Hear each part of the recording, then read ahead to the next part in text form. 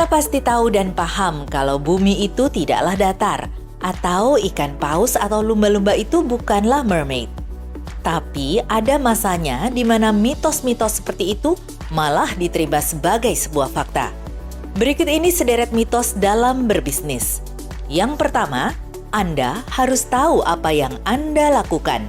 Nah, ini mitos yang paling sering didengar. Pada kenyataannya tidak. Anda tidak perlu tahu secara detail apa yang harus Anda lakukan untuk memulai semuanya. Waktulah yang akan membuktikannya. Kemudian, harus punya bisnis plan yang matang sebelum memulai bisnis. Kita boleh saja punya rencana bisnis, tapi ingat tidak harus selengkap mungkin. Untuk awalnya, cukup rencana yang simpel saja. Yang terpenting adalah rencana yang dibuat bisa menjelaskan misi, visi, upaya pemasaran secara efektif. Ketiga, adalah mitos harus memulai bisnis di waktu yang tepat. Ini salah besar.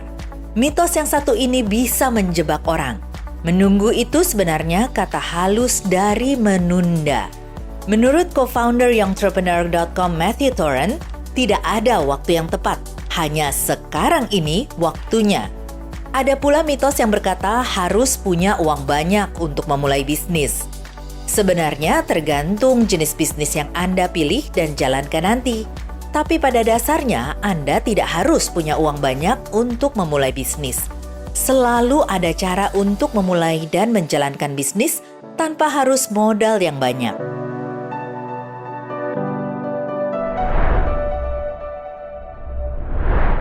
Baik pemirsa, masih bersama kami di sini Perempuan Kita bersama Mbak Meni. Nah, Mbak Meni, sukses menjadi pebisnis rumahan, sempat nggak dipusingkan dengan mitos-mitos yang beredar tentang sebuah bisnis, tentang kita harus terjun langsung atau kita harus persiapan dari A to Z, itu gimana nih Mbak kalau bicara dengar mitos-mitos yang ada? Enggak sih, enggak serumit itu. Gimana?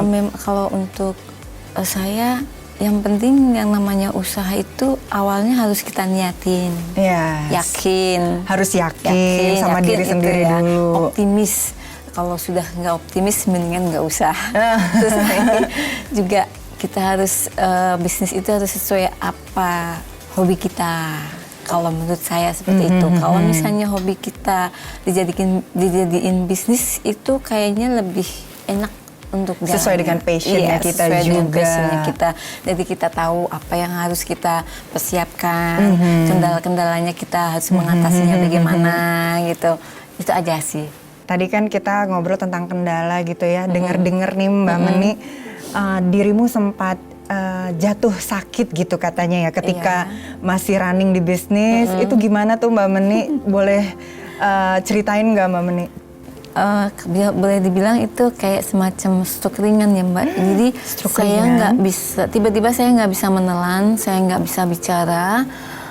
Terus sebelah ini lemah sebelah, lidah juga belok ke kanan, saya nggak bisa ngunyah, makan minum pakai selang. Terus yang paling susah itu saya nggak bisa ngunyah makanan, saya nggak bisa bicara sama sekali. Susah untuk ngomong susah. Jadi sekarang kan masih kedengaran nih saya ngomongnya. R sama jadi D, ciri khas Mbak Meni. R sama D kan masih kurang jelas gitu. Awalnya sih down sih, cuman pada mau nggak mau harus kita terima karena ya itu sudah. Ada yang mempengaruhi nggak Mbak di bisnisnya Mbak Meni ketika dihadapkan situasi seperti itu? Enggak.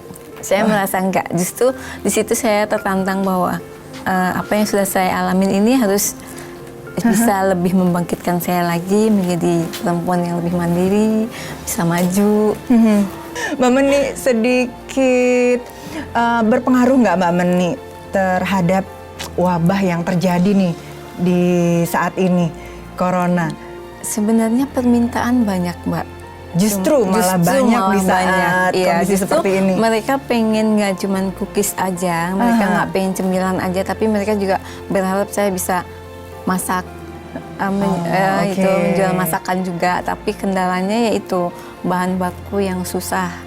Ketika pemirsa di rumah mungkin ingin punya bisnis yang sama seperti itu dengan Mbak Meni, tapi mungkin mereka dirasa tidak punya skill untuk masak, itu gimana sih Mbak Meni yang bisa dilakukan sama mereka untuk bisa memulai?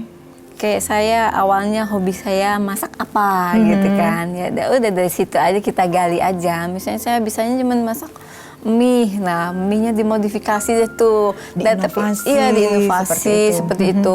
Tapi biasanya kalau udah terjun dunia masak, kita mencintai dunia masak, nanti lama-lama kita bisa ini sendiri.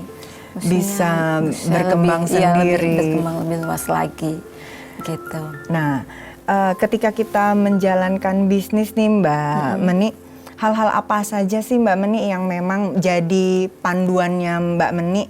Seperti apa nih yang harus kita jaga, saya jaga sebagai pebisnis? Makanan ya, Yes. terutama ya. Yes. Kebersihan, Kebersihan, terus lagi kerapihan, terus bahan baku yang berkualitas, mhm.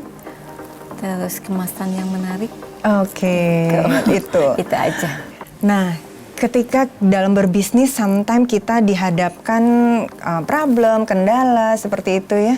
Nah, yang bisa memotivasi Mbak Meni ini punya sosok idola nggak nih? Idola. Atau jadi motivatornya Mbak Meni ketika running bisnis ini? Siapa nih? Saya suka sama Chef Juna. Oh, apanya nih yang disuka? Kebetulan waktu itu pernah tuh postingan masakan saya di like sama Chef Juna, dikomentari, aduh seneng banget di situ. Jadi saya makin semangat lagi Iya. gitu. Sampai-sampai dia nge-DM saya kan gitu, nice gitu.